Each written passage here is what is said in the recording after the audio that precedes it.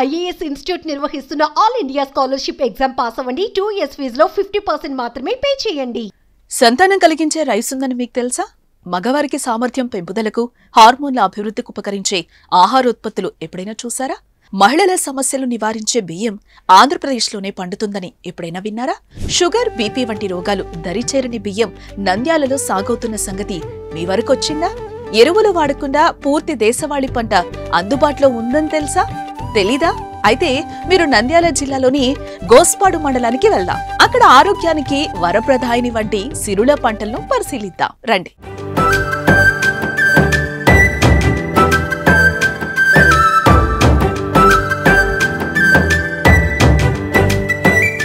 ఒక పక్క ప్రకృతి ప్రకోపం, మరోవైపు అధికారుల అలసత్వం. వ్యవసాయంలో సాయం అందక కర్షకుడు కన్నీరు పెడుతున్నాడు. నాసిరకం ఎరువులు, విత్తనాలు అన్నదాతలను నట్టేట ముంచుతున్నాయి. దేశానికే వెన్నెముకైన రైతు గత్యంతరం లేక బలవన్మరణాలకు పాల్పడుతున్నాడు.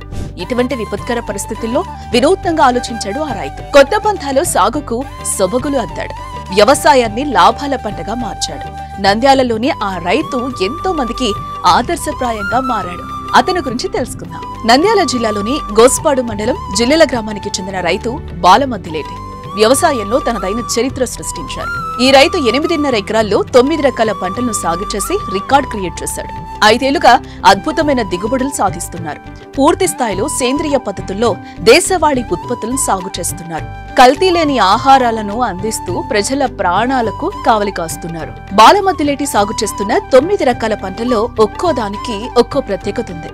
ఒక రకం పంట పేరు మాపిల సాంబ. ఇది తమిళనాడుకు చెందింది. తమిళంలో మాపిల సాంబ అంటే అల్లుడి విత్తనమని అర్థం. దీనిని 7 నెలల కాలం పాటు సాగు చేస్తారు. ఏపుగా పెరిగి 7 అడుగుల వరకు కాపుకొస్తుంది. అయితే ఇది సంతానం లేని వరకు ఉపయోగపడుతుంది. మగవారికి సామర్థ్యం పెంపుదలకు, హార్మోన్ల అభివృద్ధికి ఉపకరిస్తుందని అంటారు. మరో రకం పూంగర్ బియ్యం. ఇది ప్రత్యేకించి మహిళల్లో సంతానలేమి సమస్యలను పరిష్కరిస్తుంది. గర్భిణీలకు ఉత్తమమైన ధాన్యం కూడా. ఇంకా నలుపు, ఎర్ర బియ్యం, నవార, సివిల సాంబ, చిట్టి ముత్యాలు మొత్తం దాదాపుగా 9 రకాలను బలమద్దిలేటి సాగు చేస్తున్నారు. చిన్నారులకు సులువుగా అరుగుతాయి. బీపీ, షుగర్ వంటి వ్యాధులు రాకుండా కాపాడతాయి.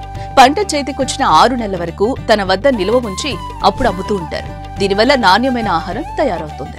వ్యవసాయం దండగానే వారికి బాలమద్దిలేటి ఒక సమాధానం. సాగులో బంగారాన్ని చూపిస్తున్నారు. ఉద్యోగ ఉపాధి లేదని కుంగిపోకుండా నేల తల్లిని నమ్ముకుని సిరుల వాన కురిపిస్తున్నారు. నిరుద్యోగులు సైతం వ్యవసాయం రంగం వైపు మొగ్గు చూపేలా నిలిచారు. మరి దీనిపై మీరేమంటారో కామెంట్ రూపంలో చెప్పండి.